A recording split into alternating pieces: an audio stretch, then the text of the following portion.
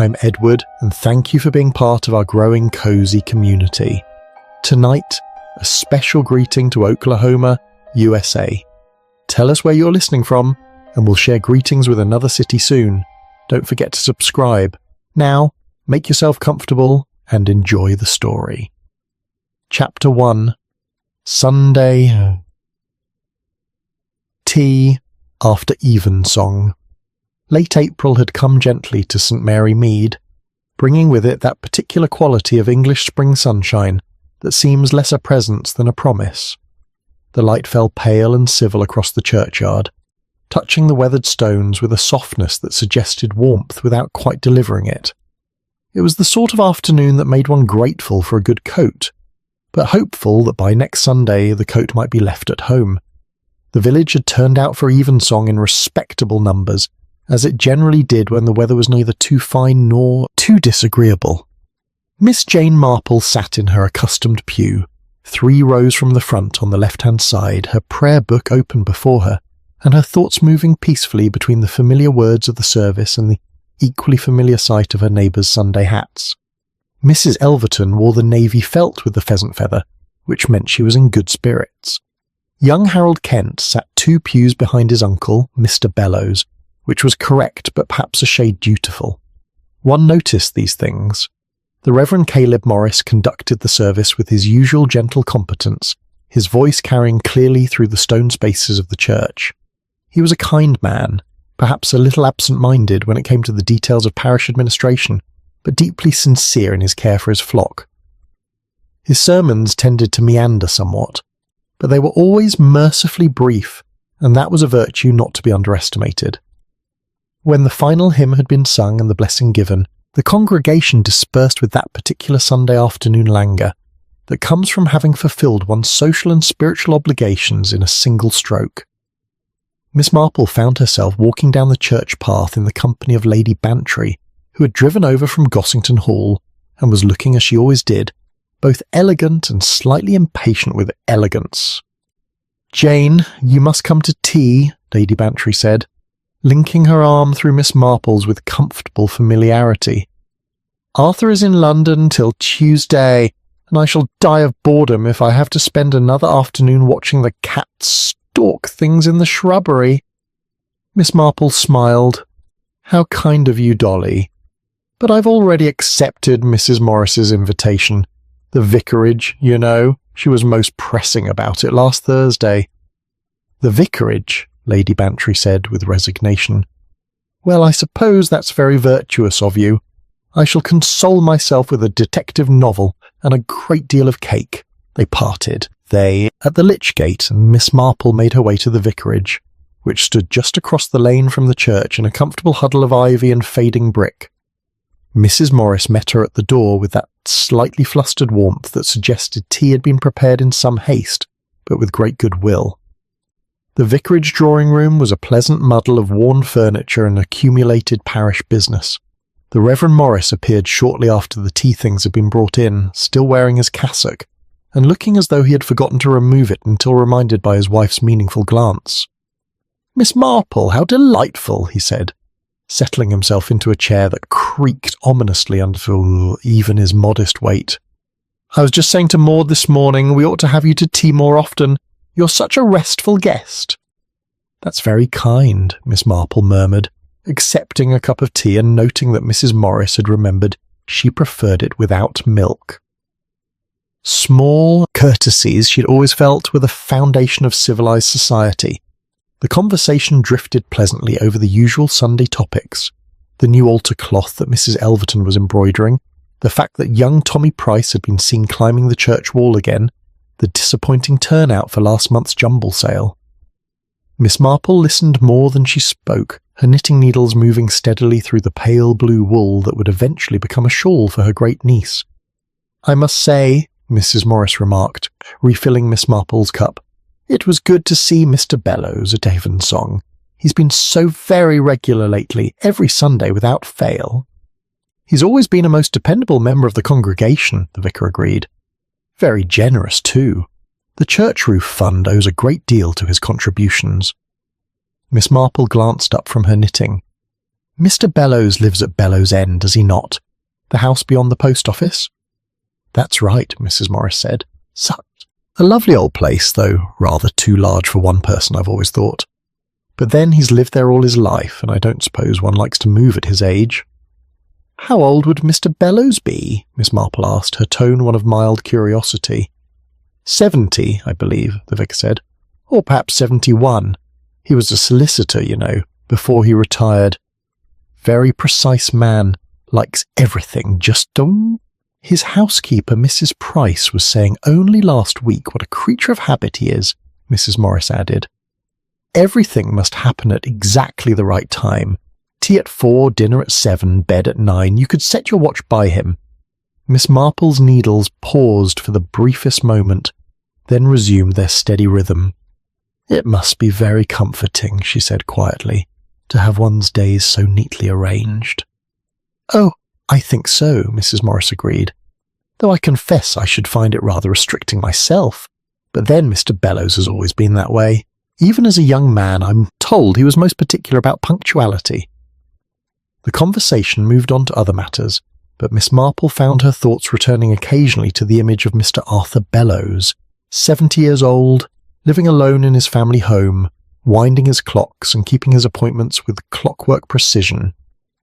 There was something rather touching about it, and something rather lonely too, though of course one could not say so.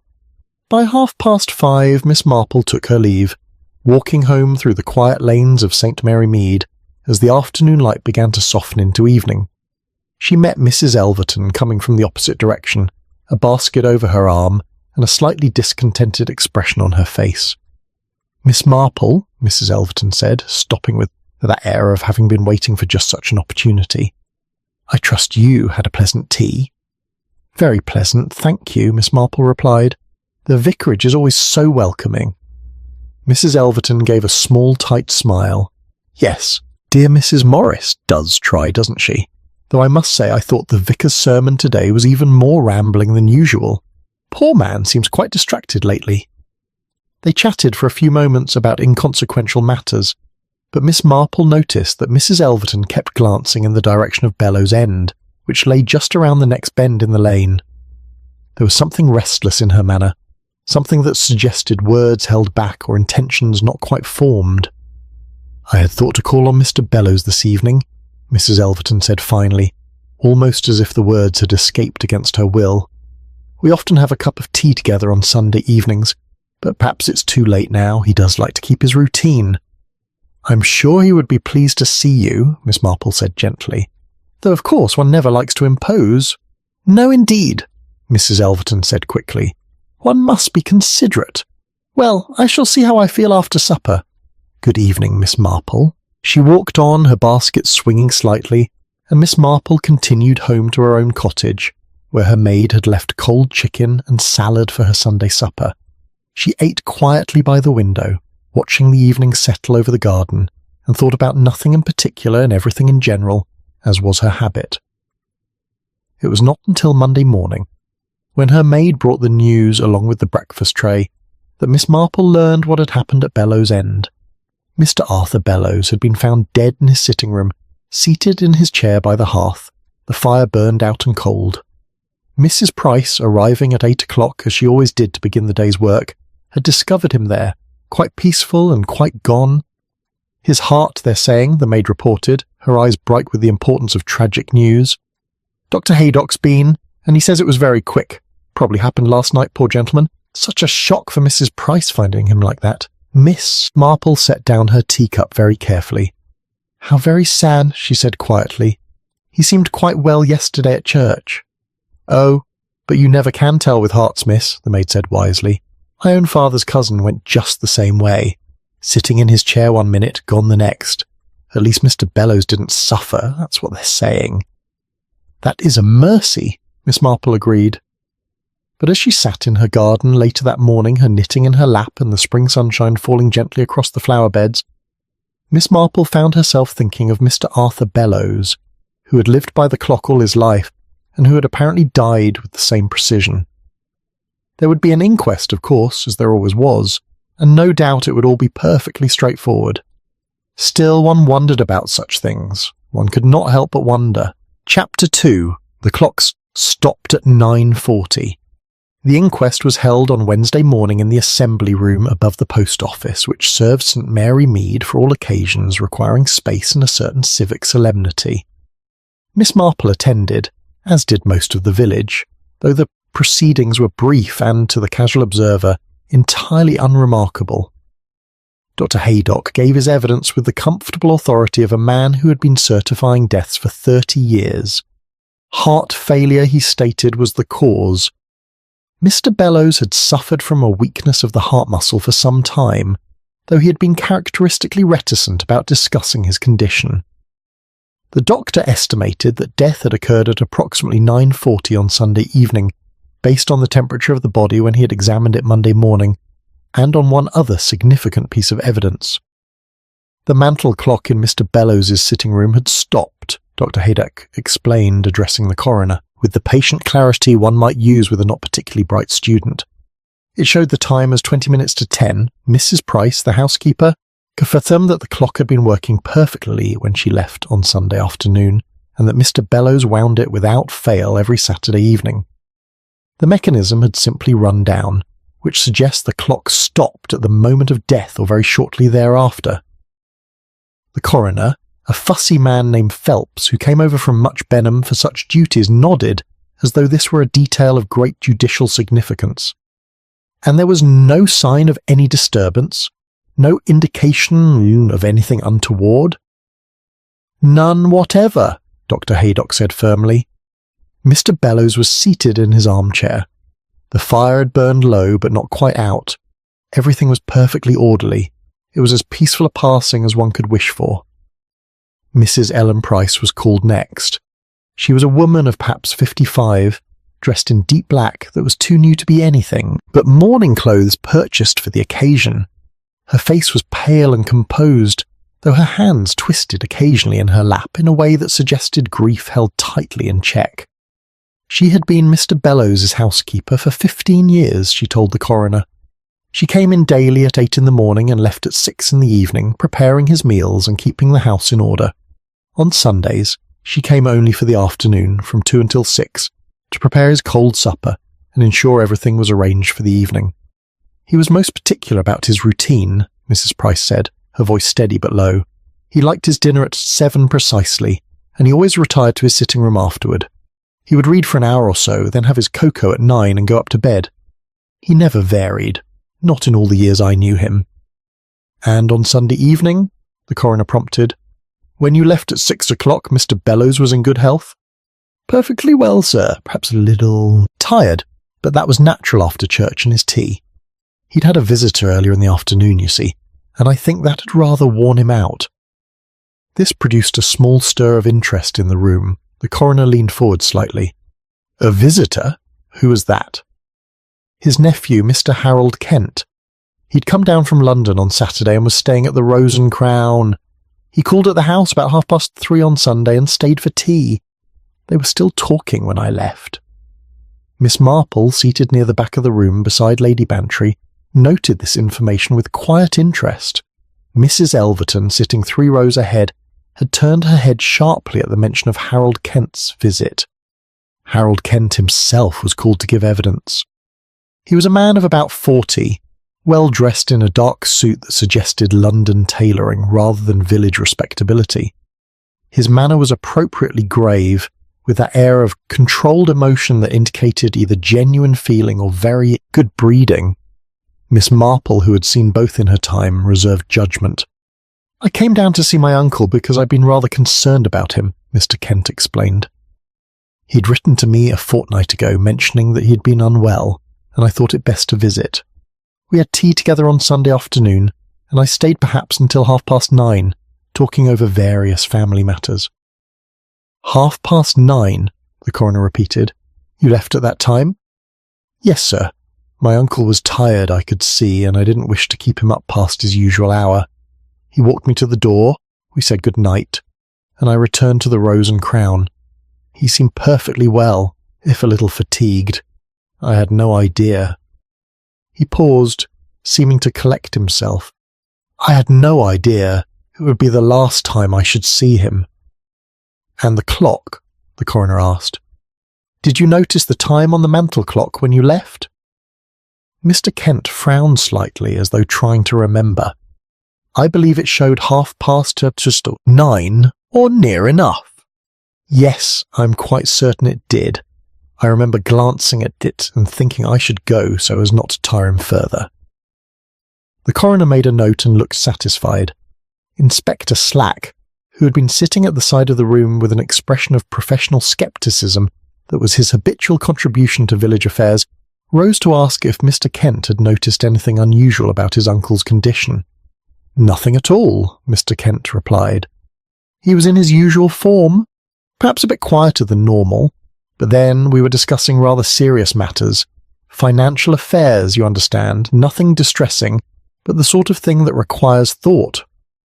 Inspector Slack sat down again, looking faintly disappointed, as though he had hoped for something more dramatic to justify his presence. The inquest concluded with a verdict of death by natural causes. Mr. Arthur Bellows, the coroner pronounced, had died of heart failure at approximately 9:40 on Sunday evening, and there was no evidence to suggest anything other than a merciful and sudden passing. The village filed out into the spring sunshine with that mixture of solemnity and relief that attends such occasions, and within an hour, normal life had resumed. Miss Marple walked home slowly, declining Lady Bantry's offer of a lift.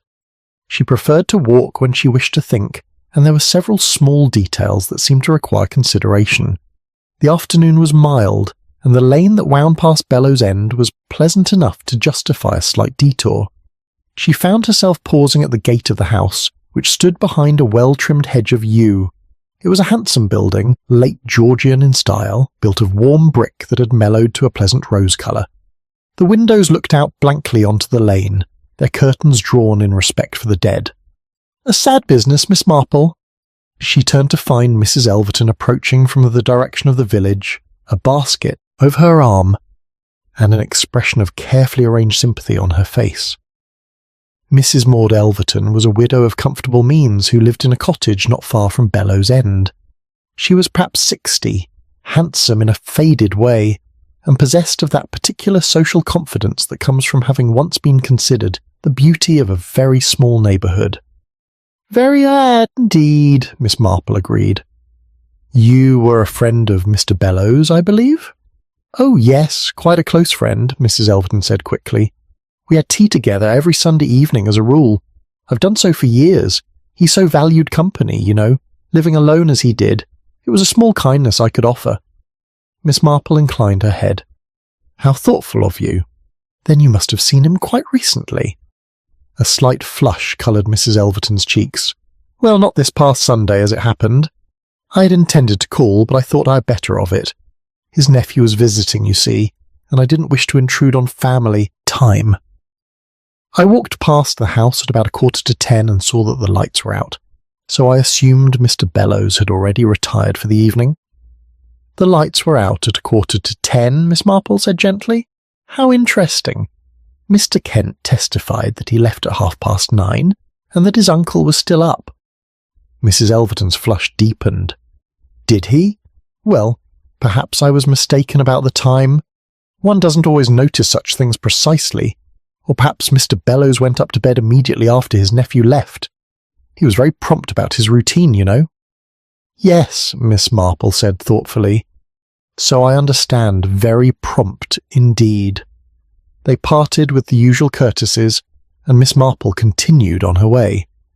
But instead of going directly home, she found herself walking past the Rose and Crown, where she encountered Haydock emerging from his motor car. "Ah, Miss Marple," he said cheerfully. "Come to inspect the scene of the crime, have we? Though there's no crime, of course. Just an old man's heart giving out. Happens every day." "I'm sure you're quite right," Miss Marple said. "Still, it seems rather sudden. He appeared perfectly well on Sunday afternoon." "Heart attacks are sudden, that's rather the nature of them," Haydock replied, but not unkindly. "The clock stopping at 9:40 was useful, actually. Gave us a precise time of death. Mrs. Price confirmed that clock had never failed before. Bellows wound it every Saturday evening without exception, she said. Very reliable old piece, apparently. Been in his family for generations. How fortunate, Miss Marple murmured. And yet clocks do sometimes stop, don't they, even reliable ones? Certainly they do when they run down, Haydock said, which is precisely what happened. The spring wound down, the mechanism stopped, and there we have it, 9:40 p.m. on Sunday evening. He tipped his hat and went on his way, leaving Miss Marple standing on the pavement with the afternoon, sunshine falling gently across her shoulders. She stood there for a long moment, thinking about clocks and hearts and the curious precision of both. Then she went home to her cottage, made herself a pot of tea, and sat down with her knitting. But her mind was not on the shawl that was slowly growing beneath her needles. She was thinking instead about a clock that had stopped at exactly 9:40, and about a housekeeper who said it had never failed before, and about a nephew who had glanced at that very clock and seen it showing 9:30 just 10 minutes earlier. Clocks, Miss Marple reflected, were very truthful things. They told the time without prejudice or favour, and that, perhaps, was precisely the difficulty. Chapter 3. Miss Marple notices the winding key. On Thursday afternoon, Miss Marple received an unexpected visitor. Mrs. Ellen Price arrived at the cottage gate just as the church clock was striking 3, carrying a small parcel wrapped in brown paper and tied with string. "Miss Marple, I hope I'm not disturbing you," she said, her voice still carrying that subdued quality that grief imposes. "I remembered you saying once that you collected old embroidery patterns, and I found this among Mr. Bellows's things. It was his mother's work, I believe. I thought perhaps you might give it a home, rather than letting it go to strangers." Miss Marple invited her in for tea, recognising both the kindness of the gesture and the need that sometimes comes upon the bereaved to speak of the dead to someone who will listen without impatience. The parcel contained a beautifully worked sampler, dated 1847, and Miss Marple admired it with genuine pleasure before setting it carefully aside. "You must miss him very much," she said gently, pouring tea into her second-best cups. 15 years is a long association." Mrs. Price's eyes grew bright with unshed tears. "He was a good master, Miss Marple, particular, yes, but never unkind. And these last years, since his health began to fail, I felt I was doing something useful. He needed someone reliable, you see, someone who understood his ways. I'm sure he valued that greatly," Miss Marple said. "It must have been a terrible shock finding him on Monday morning." "Terrible," Mrs. Price agreed, setting down her cup with a hand that trembled slightly. "Though de Haydock says he wouldn't have suffered. That's a comfort, I suppose, to think he simply sat down in his chair after Mr. Kent left and just slipped away, peaceful, like going to sleep." Miss Marple was silent for a moment, then said very quietly, "The clock stopping must have been providential in a way. At least there's no doubt about when it happened." "That's what Dr. Haydock said," Mrs. Price replied, "though I confess it troubles me slightly. That clock never failed in all the years I knew Mr. Bellows. He was so careful about winding it. Every Saturday evening at 8 o'clock, regular as anything. I've seen him do it 100 times. "Every Saturday at 8, Miss Marple said, her needles pausing in their work. "How very precise." "Oh, Mr. Bellows was precise about everything," Mrs. Price said with a sad little smile. "He had a system for everything. The clock key was kept in the left-hand drawer of the sideboard, and he'd take it out, wind the clock exactly 12 turns, no more, no less, and put the key straight back. He said his father had taught him that way, and he saw no reason to change." "And yet the clock stopped on Sunday evening," Miss Marple observed. "How curious." "I expect the spring just gave out," Mrs. Price said, though she sounded uncertain. "These old mechanisms do fail eventually, don't they? Though it does seem odd that it should happen just then, when Mr. Bellows had wound it only the evening before. They spoke of other things for a while, the funeral arrangements, which were being handled by Harold Kent, and the question of what would become of Bellows End now. But when Mrs. Price took her leave, Miss Marple found herself thinking about clock keys and winding mechanisms and habits that lasted a lifetime. The following morning, Miss Marple found occasion to call at Bellows End herself. She went ostensibly to leave a note of condolence for Mrs. Price, though the truth was that she wished to see the house where Mr. Bellows had died.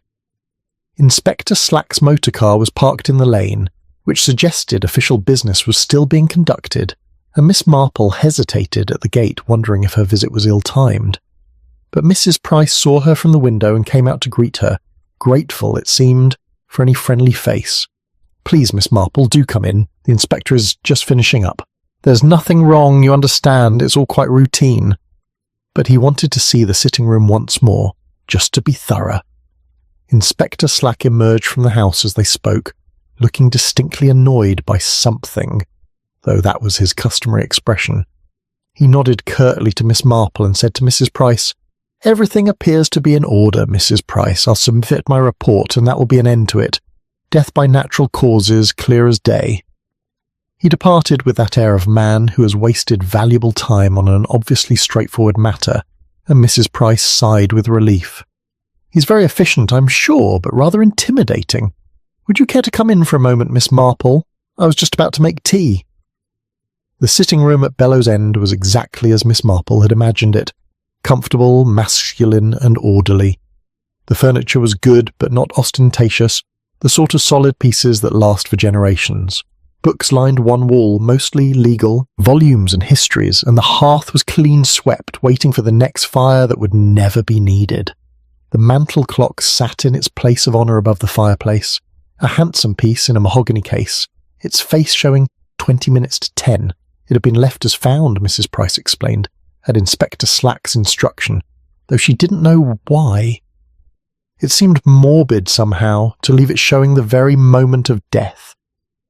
Miss Marple moved closer to examine it, noting the quality of the workmanship and the clear, honest face with its Roman numerals and elaborately scrolled hands. It was the sort of clock that ought to run for 100 years with proper care. "May I?" she asked, gesturing toward the clock, and Mrs. Price nodded permission. Miss Marple's fingers were gentle as she opened the glass face.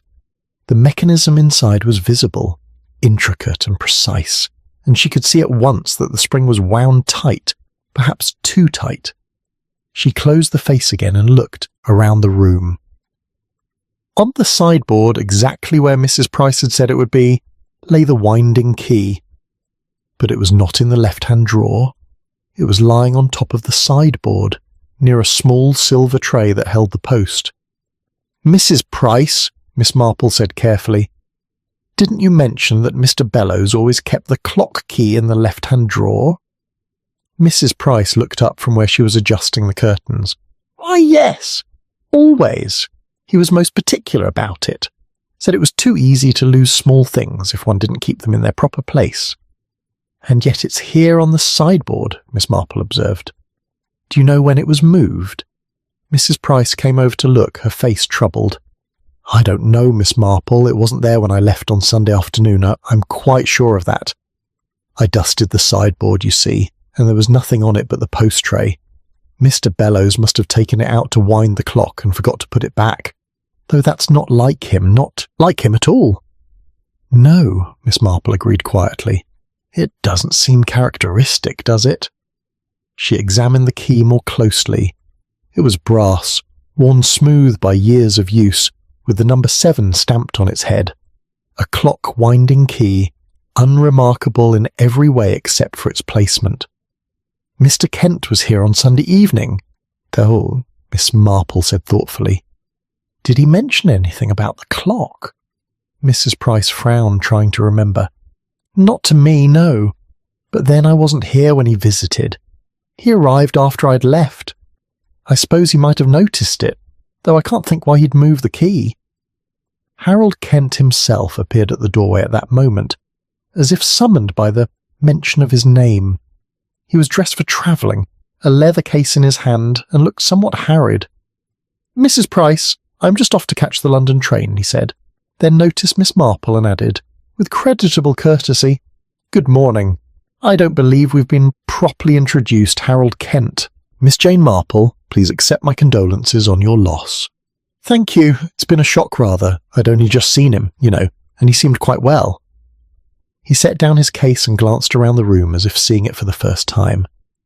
It's strange being here now. The house feels quite different without him. You were the last person to see your uncle alive, Miss Marple said gently. That must be difficult for you. Yes, he said slowly. Yes, it is. I keep thinking, if only I'd stayed longer or noticed something wrong. But there was nothing, really. We talked, he walked me to the door, and that was that. The clock struck 9:30 as I was leaving, and I remember thinking I should go. Uncle Arthur was always so punctual about his bedtime. Miss Marple's needles, which had resumed their work, paused again. The clock struck 9:30? Yes, I'm certain of it. One of those Westminster chimes, you know. Rather pleasant sound. He smiled slightly. My uncle was very proud of that clock, said it had belonged to his grandfather and had never needed repair. How reliable, Miss Marple murmured.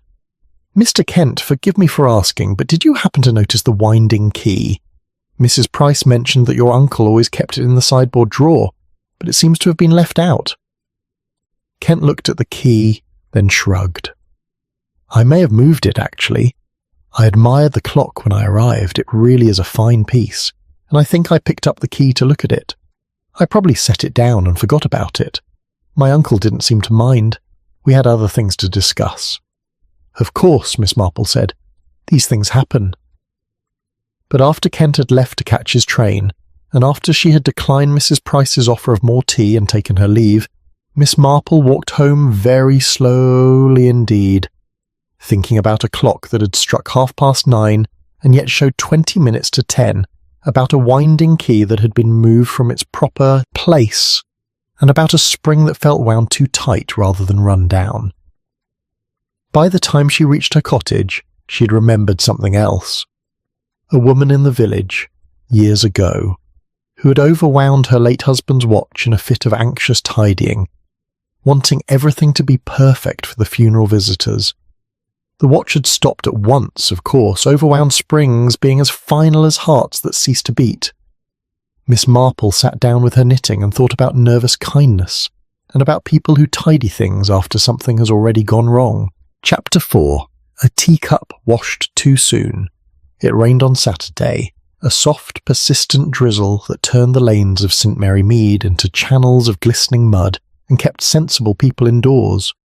Miss Marple spent the morning answering correspondence and the afternoon reading, but by 4 o'clock she found herself restless in a way that had nothing to do with the weather and everything to do with unanswered questions. She had been thinking a great deal about Mr. Bellows and his stopped clock, about winding keys and Westminster chimes and the peculiar mathematics of time. Harold Kent had said the clock struck 9:30.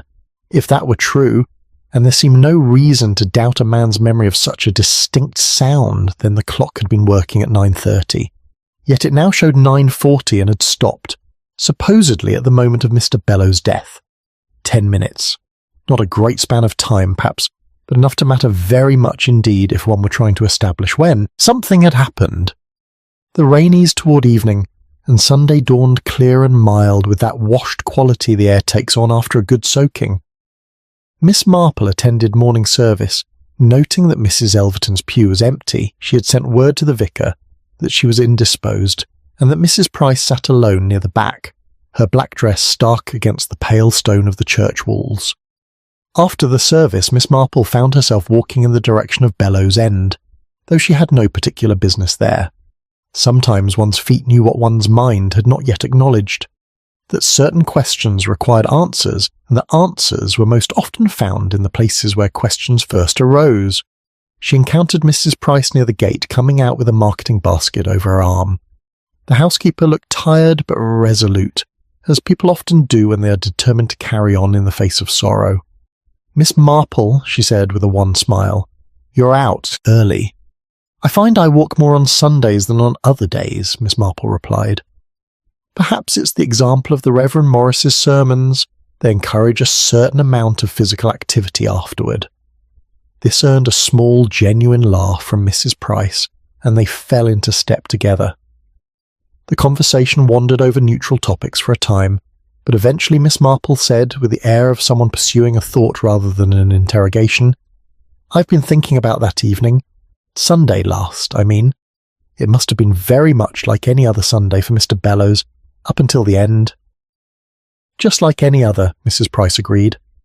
I prepared his cold supper, sliced ham and pickles, with bread and butter, and set it out in the dining room. He always took supper at 7:30 on Sundays, being later from church. Then he'd go into his sitting room for the evening. And you left at 6, as usual? Yes, miss. I tidied the kitchen, made sure the fire was laid in the sitting room, and went home.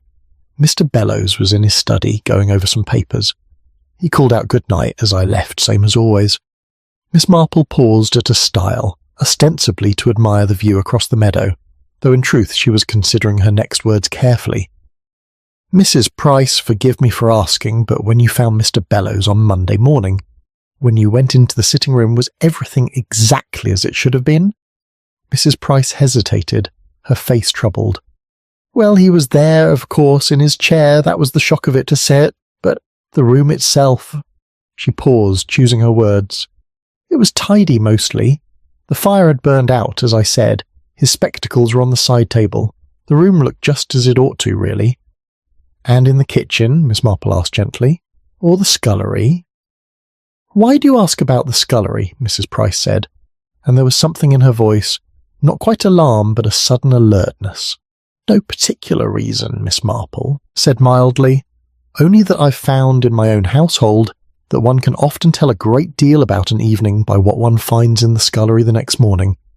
Whether cocoa was made, for instance, or tea drunk. Mrs. Price was silent for a long moment. Then she said very quietly, there was a teacup in the scullery, set out to dry, washed very carefully it was, and placed on the draining board. I thought it odd at the time because Mr. Bellows always took cocoa at night, never tea, and he never washed up his own things. He'd leave his cocoa cup on the side table for me to collect in the morning. A teacup, Miss Marple repeated thoughtfully. Just one? Just one. I didn't think much of it at first. I had other things on my mind, as you might imagine. But afterward, when I did think about it, I wondered. Mr. Kent had been there for tea in the afternoon, of course, but I'd washed all those cups myself before I left. This was a fresh cup, washed since I'd gone home. They walked on in silence, each absorbed in her own thoughts. The lane curved past a small copse where primroses grew in pale profusion, and a blackbird sang from somewhere deep in the greenery. It was the sort of peaceful English scene that seemed far removed from questions of death and deception, and yet Miss Marple had learned long ago that human nature was the same in country lanes as in city streets, and that neither primroses nor blackbirds could wash away the stains of guilty consciences. "Did you mention the teacup to Inspector Slack?" Miss Marple asked at length. "No," Mrs. Price admitted. "It didn't seem important, and I didn't want him to think I was imagining things or making difficulties. Dr. Haydock was quite clear that Mr. Bellows died of heart failure, and Inspector Slack seemed satisfied with that. What good would it do to muddy the waters with questions about teacups?" "What good indeed," Miss Marple murmured. They parted at the lane's fork, Mrs. Price going on to the village shops and Miss Marple returning home for her Sunday lunch. But that afternoon, instead of resting as was her custom, Miss Marple put on her second-best hat and walked to the Rose and Crown, where she had been told that Harold Kent had stayed during his visit. The landlady, Mrs. Higgs, was a gossipy woman who knew everyone's business and was generally happy to share it. For a pot of tea, Miss Marple had brought her a jar of last year's gooseberry jam. Mrs. Higgs had admired it at the church fete, and this small courtesy opened the floodgates of conversation. "Such a nice gentleman Mr. Kent was," Mrs. Higgs said, settling herself comfortably at the parlour table. "Very polite, very considerate. Took the corner room overlooking the lane, said he wanted the quiet, being used to London noise. Stayed Saturday and Sunday nights, he did, though he'd have left Sunday if he'd known what was going to happen." "He must have been shocked when he heard," Miss Marple said. "Oh, terrible. Shocked, miss. Came back here Sunday night looking quite shaken, he did. Said he'd had a long talk with his uncle and was worried about the old gentleman's health. Of course, he didn't know then that Mr. Bellows was already gone, poor soul." Miss Marple poured tea with steady hands. "What time did Mr. Kent return on Sunday evening?" "Let me think. It must have been getting on for 10, perhaps a few minutes past. I was just locking up as it happened, and heard him come in. He went straight up to his room and I didn't see him again till Monday morning. And he seemed well? Not ill or distressed? Well enough, though thoughtful like. He asked me if there was a late post on Sundays. There isn't, of course, and then went upstairs. Quiet as anything he was. A perfect gentleman. Miss Marple absorbed this information while making appreciative noises about Mrs. Higgs's excellent seed cake. The conversation drifted to other topics, but she learned nothing more of significance, and eventually took her leave. Monday morning brought an unexpected caller to Miss Marple's cottage. Mrs. Elverton appeared shortly after breakfast, still looking rather pale, and carrying a covered dish. "I've brought you some of my almond biscuits," she said, her manner slightly brittle. "I know you enjoyed them at the church tea, and I thought, well, one likes to keep busy, doesn't one, after what's happened?" Miss Marple invited her in, noting the tension in Mrs. Elverton's shoulders and the way her hands gripped the dish too tightly. This was not merely a social call. They settled in the sitting room, and after the usual pleasantries had been exchanged, Mrs. Elverton said abruptly, "I understand you've been asking questions about Mr. Bellow's death. Mrs. Higgs mentioned you'd called at the Rose and Crown." "I wouldn't say asking questions," Miss Marple said mildly. "Merely expressing interest in a sad event. One does when someone one knew passes away, but you didn't really know." "Him," Mrs. Elverton said, and there was an edge to her voice. "Not like I did. We were very close friends, Mr. Bellows and I, for years and years." "I'm sure you were," Miss Marple said gently. "You must feel his loss very deeply." Mrs. Elverton's eyes filled with sudden tears. "I do. I feel it terribly. And it's made worse by—" She stopped, pressing a handkerchief to her lips. "By what, my dear?" "By knowing that I might have prevented it. If only I'd called on him that evening as I'd planned. But I thought he'd be busy with his nephew, you see, and I didn't want to intrude. So I stayed away, and by the time I walked past his house at 9:45, thinking I might just look in after all, the lights were already out. I thought he'd gone to bed early being tired, and all the while he was sitting there, dead. If only I'd knocked on the door, if only I'd looked in." "You mustn't blame yourself," Miss Marple said firmly. "From what Dr. Haydock says, there was nothing anyone could have done." "And you say you walked past at 9:45? "Yes, just about then. I remember looking at the church clock as I came through the village. It was showing 10 minutes to." "And no lights at Bellow's End?" "None at all. The whole house was dark. That's why I didn't call. I assumed he'd retired for the night." Miss Marple considered this. If the house was dark at 10 minutes to 10, and if Harold Kent had left at 9:30 with Mr. Bellows still alive and the clock striking the half-hour, then something was decidedly wrong with the sequence of events as presented. After Mrs. Elverton had left, still tearful but somewhat comforted by Miss Marple's gentle assurances, Miss Marple sat for a long time in her chair, her knitting lying idle in her lap. She was thinking about teacups washed carefully and put away, about lights that should have been burning but weren't, about clocks that struck the half-hour and then mysteriously showed the wrong time. But most of all, she was thinking about Mrs. Elverton's tears, and whether they were tears of grief or of guilt, and whether there was, in the end, any meaningful difference between the two. Chapter 5. The Habit of Being Prompt. Tuesday brought one of those perfect spring mornings that seemed designed to make one forget that winter ever existed. Miss Marple worked in her garden until mid-morning, tying up the delphiniums and removing the early weeds that had the audacity to appear among her roses. It was while she was thus occupied that the Reverend Morris appeared at her garden gate, looking rather more purposeful than was his custom. "Miss Marple, I hope I'm not interrupting," he called, though he was already opening the gate. "I wondered if I might have a word." She set aside her trowel and invited him to sit on the garden bench, noting that he looked troubled beneath his habitual expression of mild benevolence. When Mrs. Morris's voice could be heard calling from somewhere inside the vicarage across the lane, requesting his opinion on curtain fabric, he appeared almost relieved to have an excuse to remain where he was.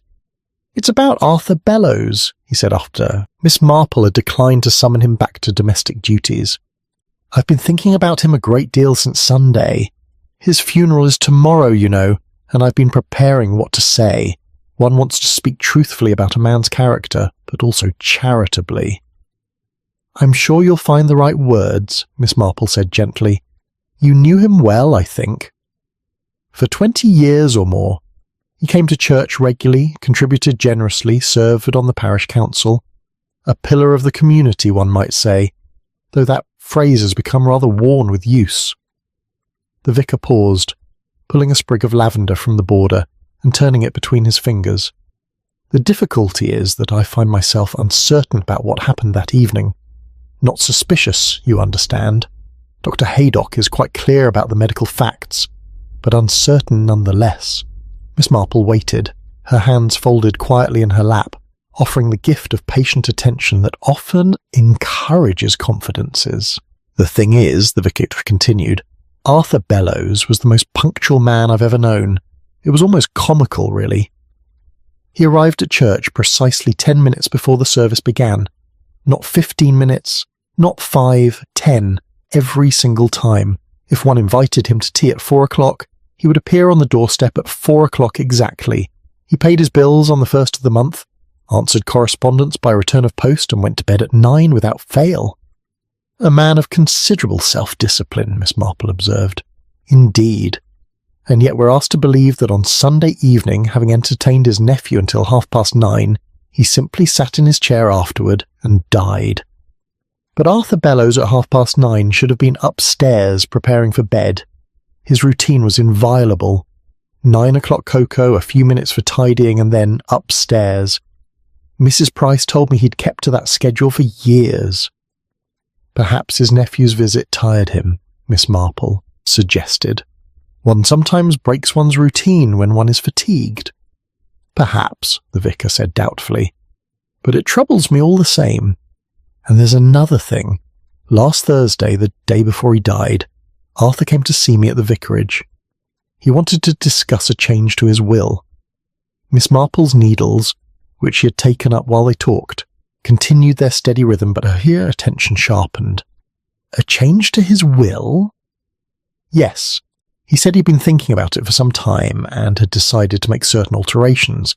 He didn't specify what they were. Legal matters aren't really my province, but he seemed quite determined. Said he'd been too accommodating in the past and that one reached an age where one must think clearly about the future. And did he make these changes? I don't know. He said he would speak to his solicitor in Much Benham the following week, but of course he died before he could do so. The vicar sighed. I probably shouldn't have mentioned it. It's not really my business, and I'm sure everything was perfectly in order. But when one prepares a funeral sermon, one thinks about these things, about intentions unfulfilled and time running out. He rose to leave, apologising for taking up her mourning, and Miss Marple watched him make his way back to the vicarage with the air of a man who has unburdened himself but found no particular relief in doing so.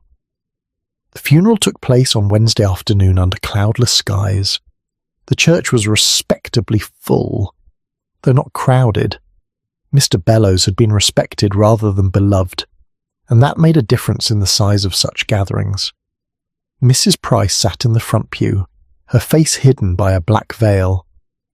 Harold Kent sat beside her, correct in his mourning dress.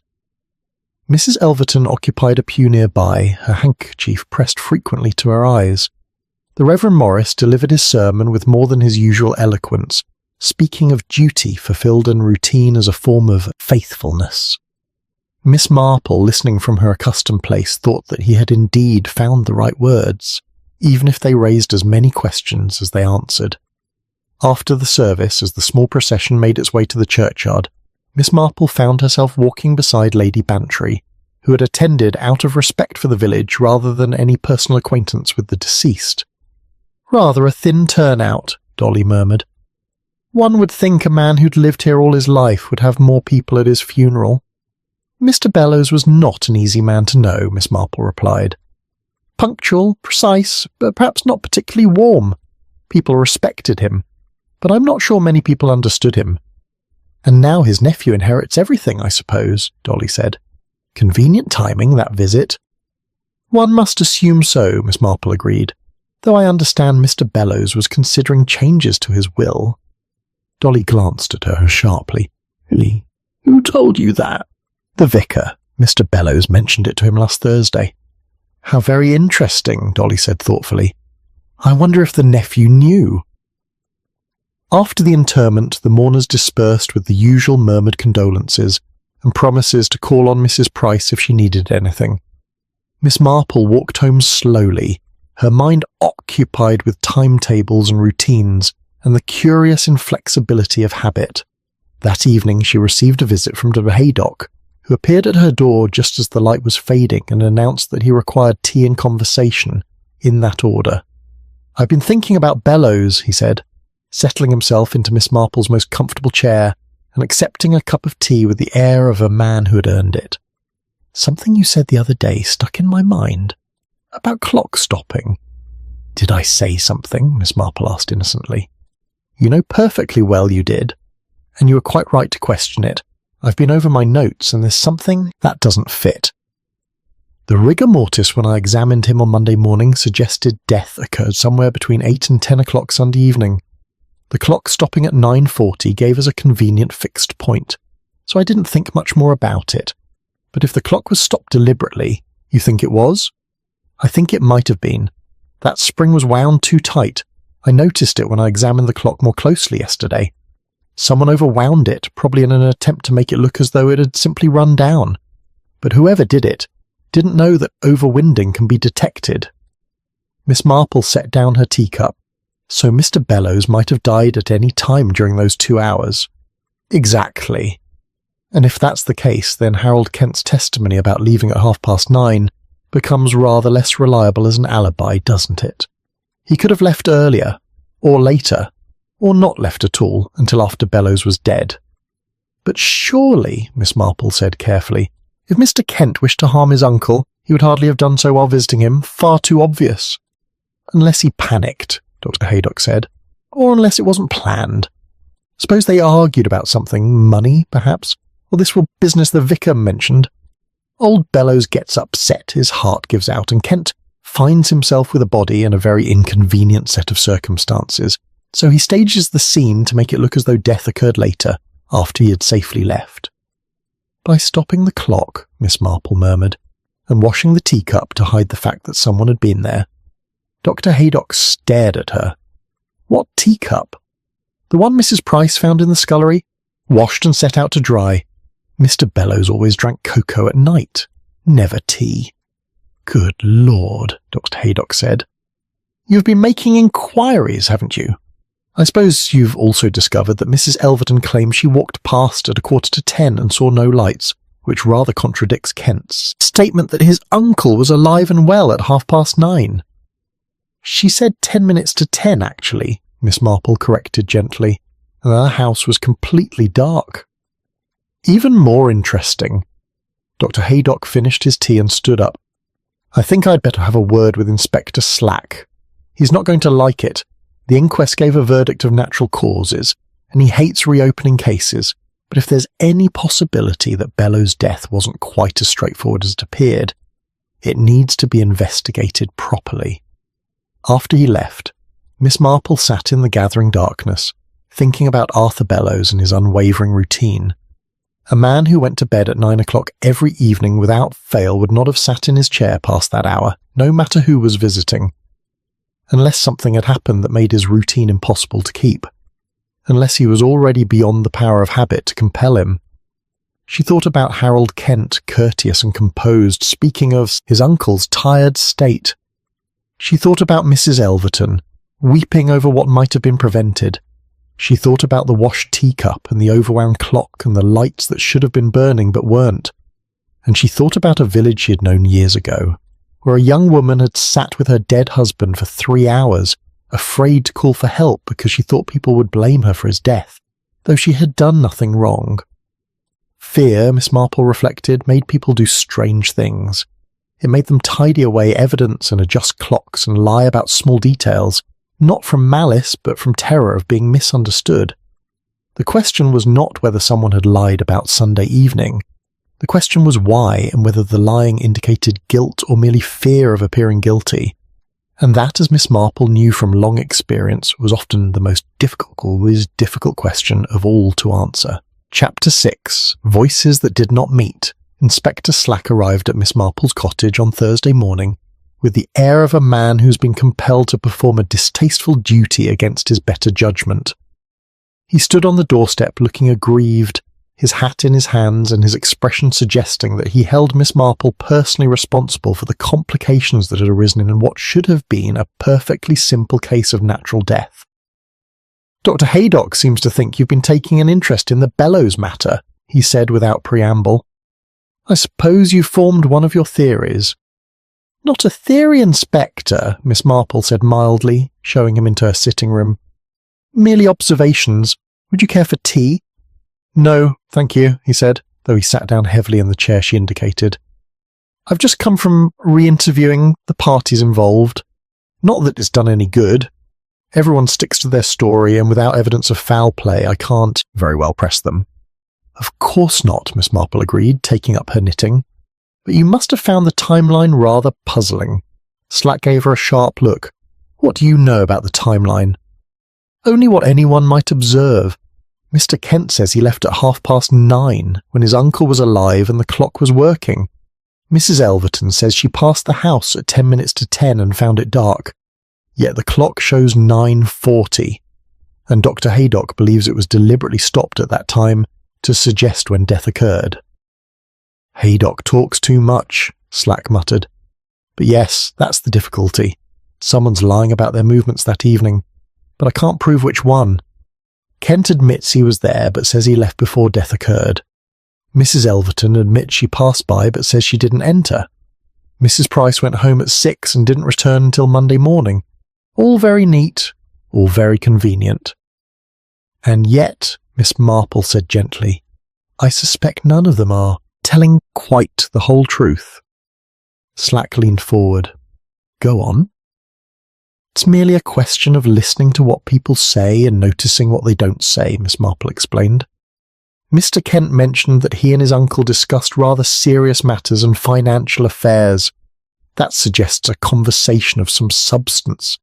Yet he also says his uncle was tired and that he left promptly at 9:30 so as not to overtax him.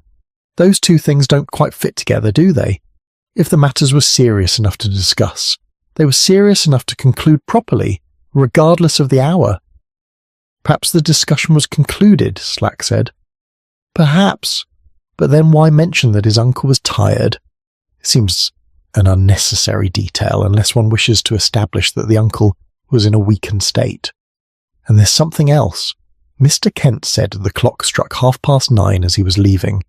That suggests he left through the front door, which is the formal entrance. But Mrs. Price mentioned that Mr. Bellows's study was at the back of the house. If they'd been talking there, wouldn't it have been more natural to leave by the garden door?" Slack made a note in his pocketbook, though his expression remained sceptical. "What about Mrs. Elverton?" "Ah, Mrs. Elverton."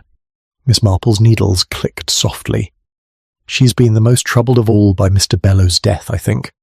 She told me quite emotionally that she wished she'd called on him that evening, that she might have prevented what happened. Yet she also insists she stayed away because his nephew was there, and she didn't wish to intrude. That suggests she knew Mr. Kent was still at the house. So how did she know?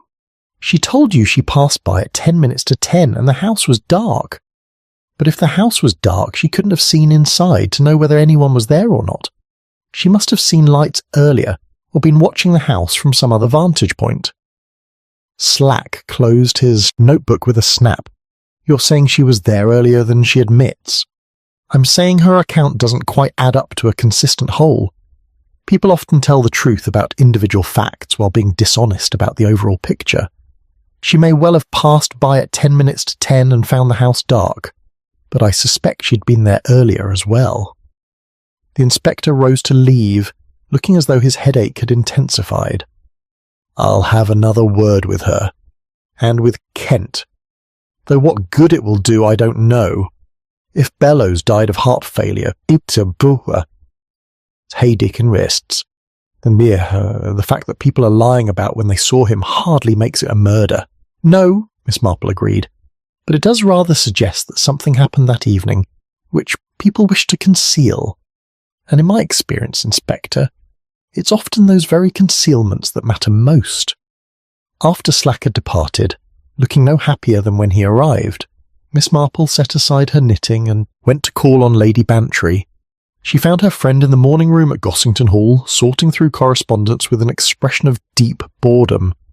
"Jane, thank heavens," Dolly said, pushing aside a stack of letters. "Save me from these dreadful charity appeals. Everyone seems to think I have nothing better to do with my money than give it away. Come and tell me what's happening with the bellows business. Arthur came home last night full of some story about Inspector Slack reopening the investigation." Miss Marple settled herself on the sofa and accepted a cup of coffee. "I'm not sure reopening is quite the word, more like examining what was never properly closed." "Do you think Harold Kent killed his uncle?" Dolly asked with characteristic directness. "I don't know. The medical evidence suggests heart failure, which could have been natural or could have been brought on by distress.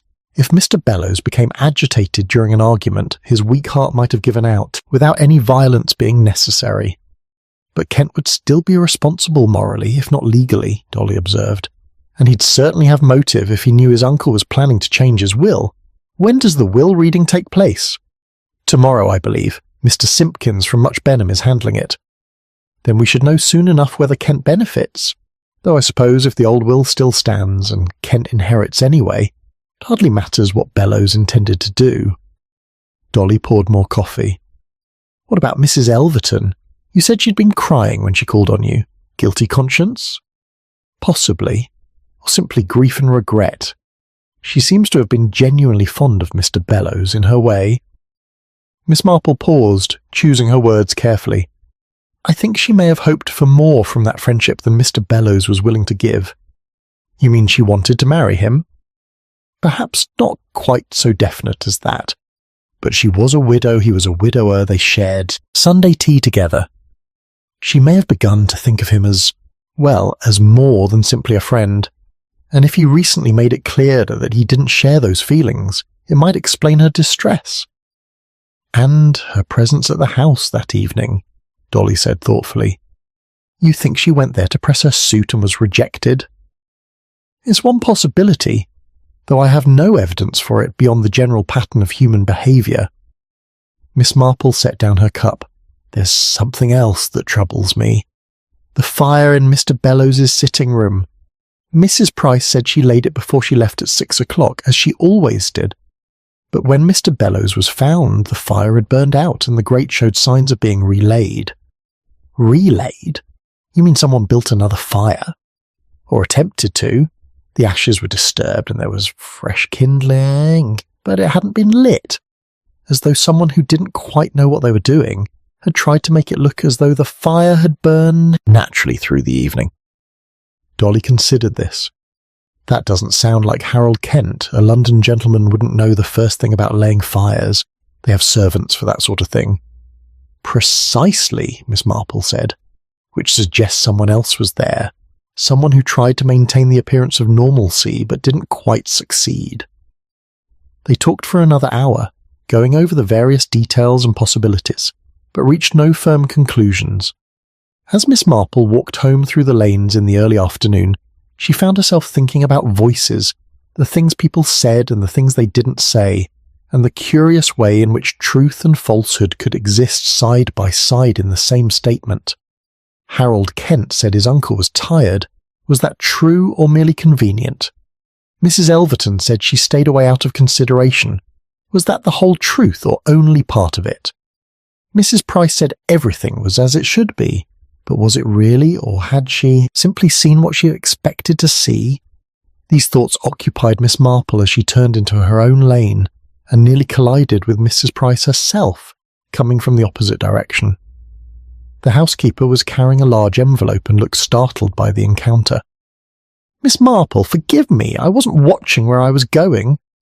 "Nor was I," Miss Marple said warmly. "Are you well, Mrs. Price? You look rather strained." "I've just been to see Mr. Simpkins, the solicitor," Mrs. Price said, her voice tight with some suppressed emotion. "He wanted to ask me some questions before the will reading tomorrow, about Mr. Bellows' state of mind in his last days." "That seems very thorough of him." "Yes." Mrs. Price hesitated, then said in a rush, "Miss Marple, may I ask you something? You're very wise about people, I think. If someone did something wrong, not deliberately wrong, but something that had terrible consequences they didn't intend, should they confess it, even if confession won't bring back what was lost? Miss Marple looked at her thoughtfully. That would depend on many things, on whether others are suffering from the lack of truth, for instance, or whether the person themselves can find peace without confession. I see. Mrs. Price's hands twisted round the envelope. I've been thinking about that evening, about Mr. Bellows and how I found him. I told Inspector Slack that everything was as it should be, but that wasn't quite true. There were small things, the teacup, the fire, the clock key on the sideboard instead of in the drawer. I noticed them, but I didn't want to say because I didn't want him to think I was inventing mysteries. But now I wonder if those small things mattered more than I thought. They often do, Miss Marple said gently. Small things are the foundation of truth, Mrs. Price. Large, dramatic events are easy to see and remember, but it's the small inconsistencies that usually tell us what really happened. Mrs. Price nodded. Mrs. Price, slowly. I think I need to tell Inspector Slack what I really saw that Monday morning. Not what I thought I saw, but what was actually there, even if it makes things more complicated. I think that would be very brave of you, Miss Marple said. After Mrs. Price had walked on toward the police station, Miss Marple continued to her cottage, thinking about the courage it took to tell uncomfortable truths, and about how much easier it was to smooth over irregularities than to examine them. People wanted things to be simple, to fit into comfortable patterns. When they didn't, the temptation was to push them into shape rather than accept that the shape itself might be wrong. But truth, Miss Marple reflected as she unlocked her front door, was rarely convenient. It was jagged and awkward and refused to be tidied away. And in the case of Arthur Bellows, dead in his chair with a stopped clock and a washed teacup and a fire that someone had tried to relay, truth was proving, or particularly stubborn about revealing itself. Still, she thought, settling into her favourite chair with her knitting, truth had a way of emerging eventually. One simply had to be patient and attentive. And those were two qualities that Miss Marple, after a lifetime of observation, possessed in abundance. Chapter 7. A Fire Laid Twice. The will reading took place on Friday afternoon in Mr. Simpkin's office in Much Benham, but Miss Marple learned the substance of it that same evening from Lady Bantry, who had it from her husband, who had it from his club, where such news travelled with remarkable efficiency. Harold Kent inherits the lot, Dolly reported, settling herself at Miss Marple's tea table with the satisfaction of one bearing significant intelligence. The house, the investments, everything. Not a fortune, but comfortable. Around £15,000, Arthur estimates. Mrs. Elverton gets a bequest of £200 in recognition of her friendship, which I imagine she found rather insulting. Mrs. Price gets a year's wages and a small annuity. How very proper and correct, Miss Marple murmured, pouring tea. Just as one would expect from Mr. Bellows. Yes, but here's the interesting bit. Simpkins told Arthur, in confidence naturally, that Bellows had telephoned him on Saturday morning the day before he died, asking about the procedures for altering a will. Simpkins suggested he come to the office the following week to discuss it properly, but Bellows seemed anxious to know whether significant changes would require witnesses and whether a codicil might be drafted quickly. Miss Marple's needles paused. Did Mr. Simpkins say what sort of changes Mr. Bellows had in mind? No, Bellows didn't specify. But given that the vicar said he wanted to make alterations, and given that he telephoned his solicitor the very next day, one must assume he was quite serious about it. The question is whether Harold Kent knew. A very important question indeed, Miss Marple agreed. If he knew his uncle was planning to change the will, and if he suspected those changes might be detrimental to his inheritance, then he had a motive to ensure his uncle died before those changes could be made, Dolly finished. Though Dr. Haydock insists the death was natural, doesn't he? Natural in the medical sense, perhaps. But hearts fail for many reasons, and distress can be as fatal as poison in a man with a weak constitution. They discussed the matter for some time, turning over the various possibilities without arriving at any firm conclusions. After Dolly departed, she was dining with friends in Much Benham, and was already running late. Miss Marple sat alone in the gathering dusk, thinking about wills and inheritances, and the curious ways in which money could poison relationships that might otherwise have remained cordial. Saturday brought rain again, a steady drumming that kept most of the village indoors. Miss Marple spent the morning writing letters, and the afternoon with her knitting, but by 4 o'clock she found herself restless. The mystery of Arthur Bellows's death continued to nag at her, like a puzzle with a missing piece that one knows must be somewhere close at hand if only one looks in the right place. It was while she was making herself a fresh pot of tea that she suddenly thought of the fire. Mrs. Price had mentioned it several times, how she'd laid it carefully on Sunday afternoon before leaving, and how it had burned out by Monday morning when she found Mr. Bellows dead. But there had been something else, something that Miss Marple had noted at the time but not fully considered. The fire had been relaid. Miss Marple set down the teapot and stood very still, thinking. If Mrs. Price had laid the fire at 6 o'clock on Sunday evening, and if it had burned steadily through the evening, it ought to have consumed itself entirely by 9 or 10 o'clock, leaving only ashes. That was the natural progression of such things. But according to Mrs. Price, when she found Mr. Bellows on Monday morning, the grate showed signs of disturbance. Ashes moved about, fresh kindling added, but not lit. Someone had tried to relay the fire after it burned out. But why? And who? The answer, when it came to her, was so obvious that Miss Marple almost laughed at herself for not seeing it sooner. One relayed a fire because one wished it to appear as though less time had passed than actually had. A fire that had burned down completely suggested many hours had elapsed. A fire that appeared freshly laid suggested a much shorter period. But whoever had relayed the fire at Bellows End had not lit it, which suggested they had realised too late that a burning fire would be wrong, that it would indicate someone had been there to light it after Mr. Bellows died. So they had left it unlit, hoping that this intermediate state might somehow pass unremarked. The more Miss Marple thought about it, the more significant this detail became. It suggested someone who had stayed with Mr. Bellows's body for some time after his death, long enough for the fire to burn out completely. Someone who had then panicked and tried to adjust the scene to make it appear as though death had occurred later than it actually had. The clock stopped and overwound, the teacup washed, the fire relayed, all pointing to the same conclusion. Mr. Bellows had died earlier than 9:40, and someone had remained at Bellows End, alone with the body, trying to create a false timeline. On Sunday morning, Miss Marple attended church as usual, and found herself seated once again near Mrs. Elverton, who looked pale and distracted. Her responses during the service were mechanical, and she clutched her prayer book with hands that trembled slightly.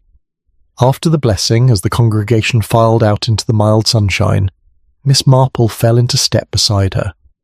"Such a lovely morning," Miss Marple remarked. "The rain has quite refreshed everything." "Yes," Mrs. Elverton said absently. "Quite refreshed."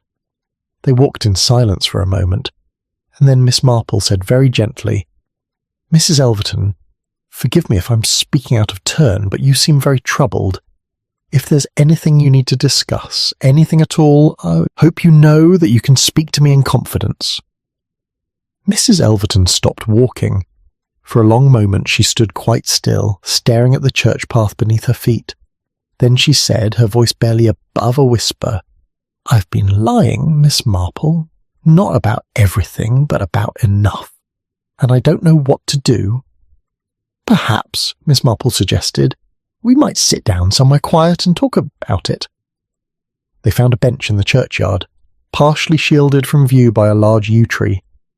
Mrs. Elverton sat with her hands folded tightly in her lap, her face working as she struggled to find the words. "I did go to Bellows End that evening," she said finally. "Not at all 9:45, as I told Inspector Slack. I went much earlier, around 8 o'clock. Arthur, Mr. Bellows, and I had an understanding, you see. At least I thought we did. We'd been taking tea together every Sunday for 3 years, and he'd been so kind, so attentive, I thought perhaps he meant to me to marry him. But he didn't," Miss Marple said softly. "No, that afternoon, that dreadful afternoon, I decided I couldn't wait any longer. I'm 60 years old, Miss Marple. I'm not a young woman with infinite time ahead of her. So I went to him after his nephew left, and I asked him directly whether he'd ever considered marriage, whether he'd ever thought of me as more than simply a friend. And what did he say? Mrs. Elverton's eyes filled with tears. He was very kind about it. That was almost the worst part. He said he valued my friendship deeply, but that he'd never thought of remarrying. He said he'd assumed I understood that our arrangement was purely companionable, and he was sorry if he'd given me the wrong impression. He said— Her voice broke. He said he'd thought about making some financial provision for me in his will, out of gratitude for my friendship, but that he hoped I wouldn't take it the wrong way. How painful for you, Miss Marple said, with genuine sympathy. I was mortified, absolutely mortified. I'd made such a fool of myself. I apologized, gathered my things, and fled. But when I got outside, I realized I'd left my gloves behind. They were my good ones, the ones my sister gave me, and I couldn't afford to lose them. So I waited a few minutes, trying to compose myself, and then I went back. What time was this? It must have been around 8:30 by then. The church clock had struck the half hour just as I was leaving the first time. When I went back, I knocked, but there was no answer. The door was unlocked, so I let myself in. I thought perhaps Arthur was in his study and hadn't heard me knock. Mrs. Elverton's hands twisted in her lap. But he wasn't in his study. He was in the sitting room, in his chair. At first I thought he was asleep. I called his name very quietly, and when he didn't respond, I went closer. And then I realized— She pressed her handkerchief to her mouth. He had already died, Miss Marple finished gently. Yes, I don't know how long he'd been gone. Not long, I think. He still looked as though he might wake up at any moment. But when I touched his hand, it was cool, and I knew. What did you do then? I panicked. All I could think was that people would say I'd done something to him, that I'd been so upset by his rejection that I don't know what they might have thought. So I decided to leave and pretend I'd never been there. But then I realized there were signs of my visit. The teacups. We'd had tea when I first arrived, before I said those terrible things. My cup and his sitting on the tray. So you washed them, Miss Marple said. I washed mine and put it away. I left his cup thinking it might seem natural he might have made himself tea, but then I worried that someone would notice 2 cups had been used. So I washed both and then worried that was wrong too. I wasn't thinking clearly, Miss Marple. I was terrified. And the fire. Mrs. Elverton looked miserable. It had burned very low. I thought foolishly that if I made it look freshly laid, it might seem as though he'd only just died, as though I couldn't possibly have been there. So I tried to relay it, but then I realized that if I lit it, someone would know someone had been in the house after his death. So I left it as it was and hoped no one would notice. And the clock? I don't know anything about the clock, Mrs. Elverton said earnestly. I never touched it. It was showing 20 minutes to 9 when I left. I remember looking at it and thinking how strange it was that Arthur was dead and time was just continuing as though nothing had happened. I don't know how it came to show 9:40 or why anyone would change it. Miss Marple sat in thoughtful silence for a moment. Then she said, Mrs. Elverton, you must tell this to Inspector Slack. You must tell him everything exactly as you've told me. But won't he arrest me, won't he? Won't think I killed Arthur? I don't believe you killed anyone, Miss Marple said firmly. Your testimony is crucial because it establishes when Mr. Bellows actually died, shortly before 8:30, not at 9:40 as everyone has assumed. And that means someone else came to the house after you left, someone who had reason to move the clock forward and create a false timeline. Mrs. Elverton stared at her. Harold Kent.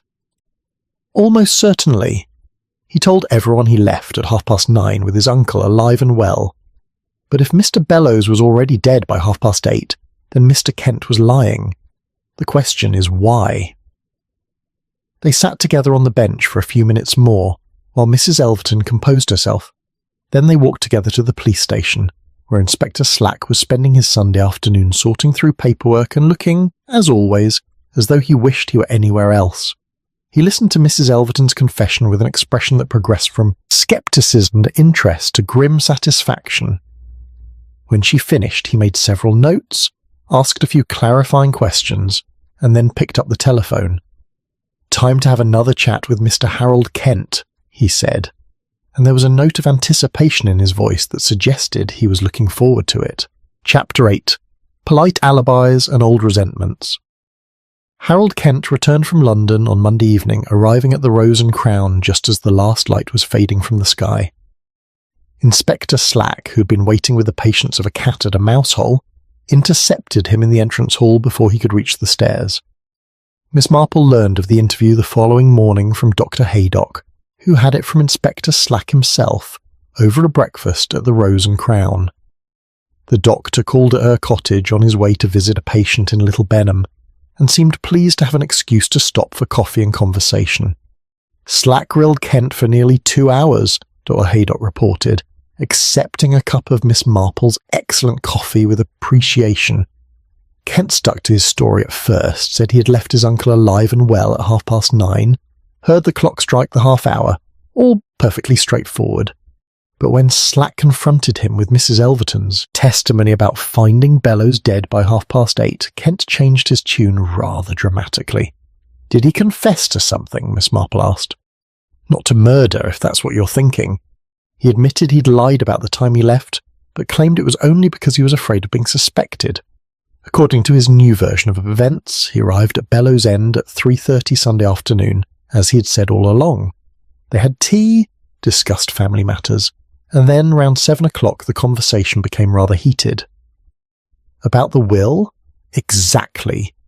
Kent said he'd heard rumours that his uncle was planning to make changes and asked him directly about it. Bellows apparently became quite agitated and said that yes, he was thinking of leaving a substantial portion of his estate to charity rather than to family. He said, and this is rather damning, that he'd become concerned about Kent's financial habits and didn't wish to enable what he called wasteful living. Miss Marple set down her cup. That must have been difficult for Mr. Kent to hear. Difficult enough that they argued about it. Kent says his uncle became increasingly upset, clutching at his chest and breathing heavily. Kent claims he tried to calm him down, but Bellows ordered him out of the house, said he wanted to be left alone. Kent says he left around 8 o'clock, not 9:30, and that his uncle was alive when he departed, though clearly distressed. And why did he lie about the time? Because he realised how suspicious it looked.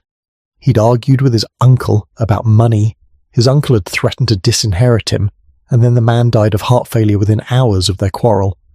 Kent panicked and decided to establish that he had left much later, when his uncle had supposedly recovered his composure. He thought it would look better if he could say they'd parted on good terms. But that doesn't explain the clock, Miss Marple observed.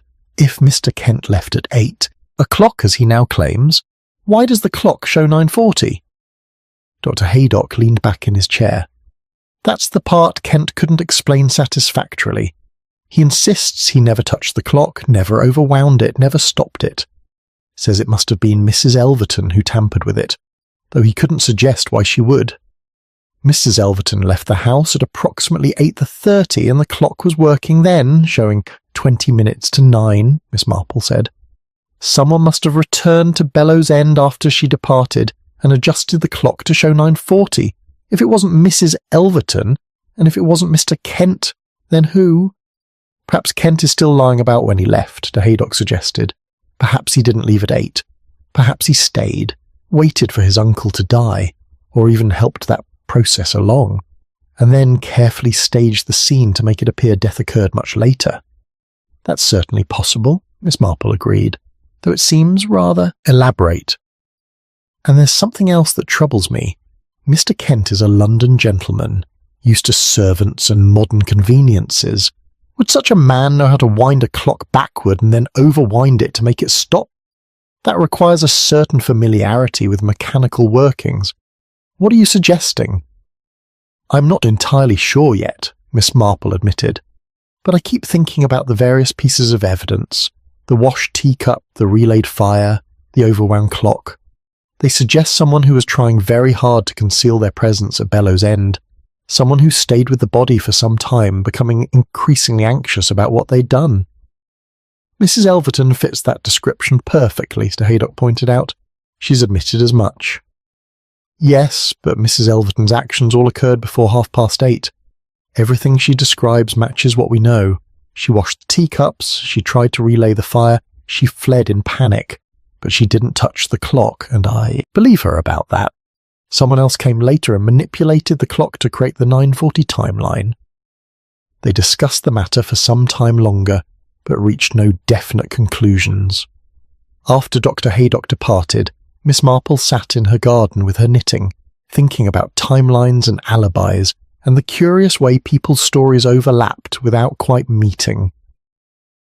That afternoon brought another visitor. Mrs. Price arrived looking determined and slightly defiant, carrying a small notebook in her hand. "Miss Marple, I've been thinking about what you said, about small details mattering, so I've written down everything I remember about that Monday morning. Everything, not just the obvious things. Inspector Slack has already heard most of it, but I thought you might want to know as well."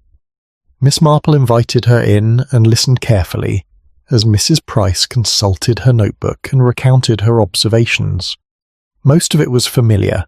The stopped clock, the cold fire, Mr. Bellows, seated peacefully in his chair. But then Mrs. Price mentioned something new. His spectacles were on the side table, folded neatly. That was usual enough. He always set them there when he was done reading. But his book was on the floor beside his chair, as though it had fallen or been dropped. That wasn't like him at all. Mr. Bellows was very particular about his books. He'd never have let one fall to the floor and left it there. What book was it? One of his legal volumes. Something about property law, I think. He'd been reading it that afternoon. I saw it on the side table when I left at 6:00. And in the morning it was on the floor? Yes, miss. I picked it up and set it back on the table before I ran to fetch Dr. Haydock. I didn't think anything of it at the time, but now I wonder. If Mr. Bellows had simply fallen asleep in his chair and died peacefully, why would his book be on the floor? Miss Marple's needles moved rhythmically. People sometimes drop things when they're startled or distressed. If Mr. Bellows suffered a sudden pain or if something upset him, he might have let the book fall. That's what I thought. But here's the strange thing. When I picked up the book, it fell open to a page that had been marked with a slip of paper.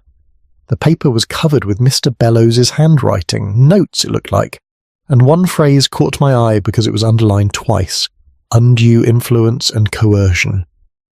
Did you keep the paper? No, I left it in the book. I didn't think it was my place to read Mr. Bellows' private notes, but I remember thinking it was odd, him making notes about legal terms like that. He'd been retired for years and hardly ever looked at his law books anymore. After Mrs. Price departed, Miss Marple sat very still, thinking about property law and undue influence, and a man who had telephoned his solicitor asking about changing his will. She thought about Harold Kent, who had argued with his uncle about inheritance and then lied about when he'd left. She thought about Mrs. Elverton, who had pressed her romantic attentions on a man who valued his independence. And she thought about how sometimes people exerted pressure without quite realizing how much pressure they were exerting, and how men with weak hearts sometimes collapsed under burdens that seemed relatively light to those applying them. The picture that was forming in her mind was not one of deliberate murder, but of something more subtle and perhaps more tragic. A death caused not by violence, but by expectation, by demand, by the steady erosion of peace that came from being pulled in too many directions by people who all wanted something from you. That evening, Miss Marple walked past Bellows End as the twilight deepened into night. The house stood dark and empty now, waiting for probate to be settled and for Harold Kent to decide what to do with it. She stood at the gate for a moment, looking at the windows that reflected nothing back but dimming sky. Arthur Bellows had been a man of habit and routine, a man who valued order and punctuality. He had wound his clock every Saturday evening at 8 o'clock precisely. He had taken his cocoa at 9 and gone to bed promptly afterward. He had lived his life by a schedule that never varied. And yet on the last Sunday of his life, everything had varied. Mrs. Elverton had called unexpectedly, pressing him about marriage. Harold Kent had argued with him about the will. His routine had been shattered, his peace destroyed, his careful order thrown into chaos. Was it any wonder his heart had failed? Miss Marple walked home slowly, thinking about the various forms of violence in the world.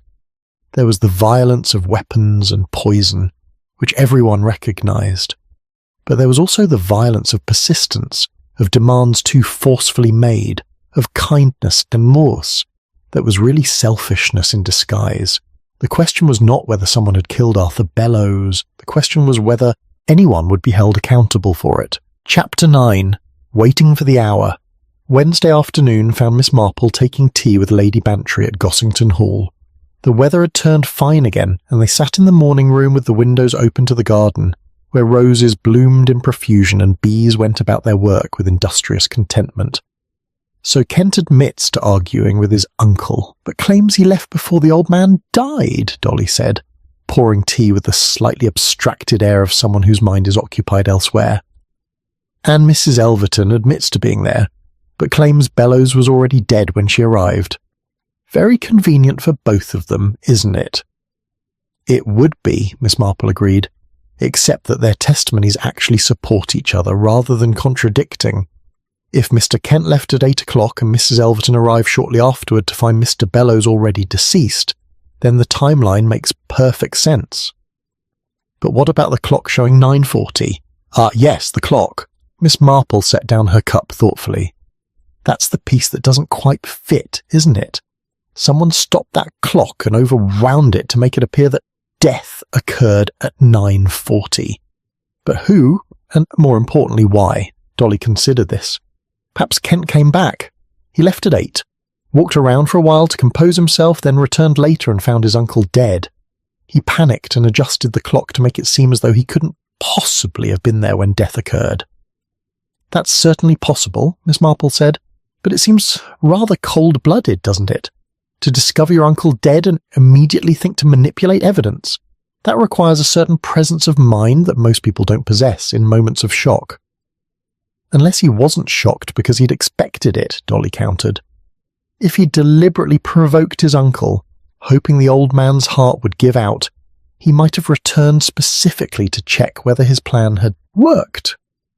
Miss Marple was silent for a moment, watching a cabbage-white butterfly dance among the roses.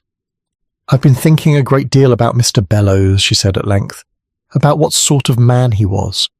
Mrs. Price described him as particular, precise, devoted to routine. The vicar spoke of his punctuality. Everyone agrees he lived his life according to a rigid schedule that never varied. Yes, we've established that he was rather obsessive about timekeeping. But don't you see, Dolly, that's exactly what makes the stopped clock so strange. If Mr. Bellows had simply died in his chair at 9:40, as the clock suggests, he would have already violated his most sacred routine. He always went to bed at 9 o'clock, always took his cocoa first, then went upstairs. He wouldn't have still been sitting in his chair at 9:40 unless something had prevented him. Such as being dead, Dolly said dryly. Or such as waiting for something, Miss Marple said quietly. Or someone. Dolly set down her teacup with a click. You think he was waiting for someone to arrive? But who? Kent had already left. Mrs. Elverton had already been and gone. Had she? Miss Marple interrupted gently. That's what she says, certainly. But Mrs. Elverton has already admitted to lying once about her movements that evening. What if she lied about other things as well? You think she stayed longer than she's admitted? I think, Miss Marple said carefully, that we should consider the possibility. Let's review what we know for certain. Mr. Kent arrived at 3:30 for tea, stayed until 8 o'clock, argued with his uncle about the will, and left with Mr. Bellows alive but distressed. That part of his testimony rings true. He has no reason to lie about the argument now, and Mrs. Price's discovery of those notes about undue influence supports the idea that Mr. Bellows was feeling pressured. Go on. Mrs. Elverton says she arrived at 8 o'clock, found Mr. Bellows dead shortly. After, panicked, washed the teacups and tried to relay the fire, then fled by 8:30. The clock was working normally when she left, showing 20 minutes to 9. Which means someone else came later and stopped it at 9:40, Dolly concluded.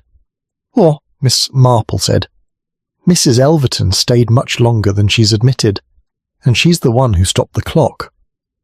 Dolly frowned. But why would she? If she found him dead at 8:15 or thereabouts, why not simply leave immediately? Why stay with the body for over an hour? Because she was waiting, Miss Marple said.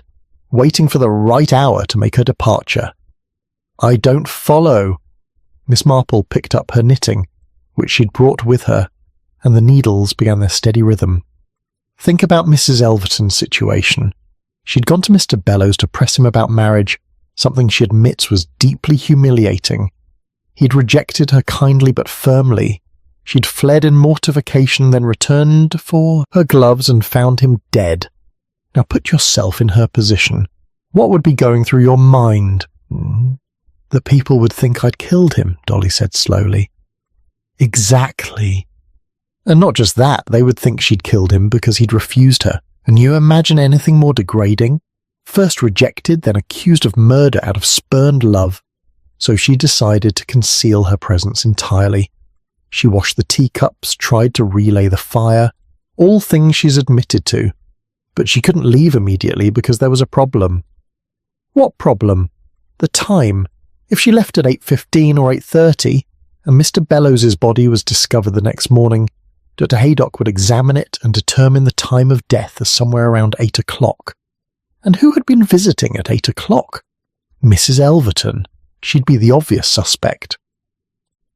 Understanding dawned on Dolly's face. So she needed death to appear to have occurred later. Much later, at a time when she could prove she was elsewhere. Precisely. So she stayed with the body waiting for the right hour.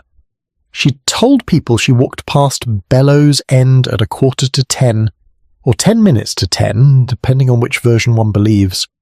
So she needed death to appear to have occurred around that time. 9:40 was perfect, late enough that she could claim to have been home by then, but not so late as to be suspicious. But Jane, that's monstrous. To sit there with a dead body for over an hour, just waiting. People do strange things when they're frightened, Miss Marple said gently. And Mrs. Elverton was very frightened. She'd just been rejected by the man she'd hoped to marry, and now he was dead. She'd washed his teacups, tampered with his fire. Already she'd done things that would look damning if discovered. So she made a desperate decision. She would stay until the right hour, adjust the clock to show 9:40, and then leave. By the time the body was discovered, the clock would tell its lying story and she would be safely removed from suspicion. But the clock was overwound, Dolly objected. Surely she couldn't have known how to do that. Perhaps she didn't mean to overwind it. Perhaps she was simply trying to move the hands forward. Clocks can be adjusted that way, you know, by opening the face and moving the hands manually. But in her nervousness, she may have wound the mechanism too tight, causing it to stop, and once it had stopped, she couldn't fix it without risking making things worse. So she left it as it was and hoped that everyone would assume it had simply run down. Dolly sat back in her chair, looking troubled.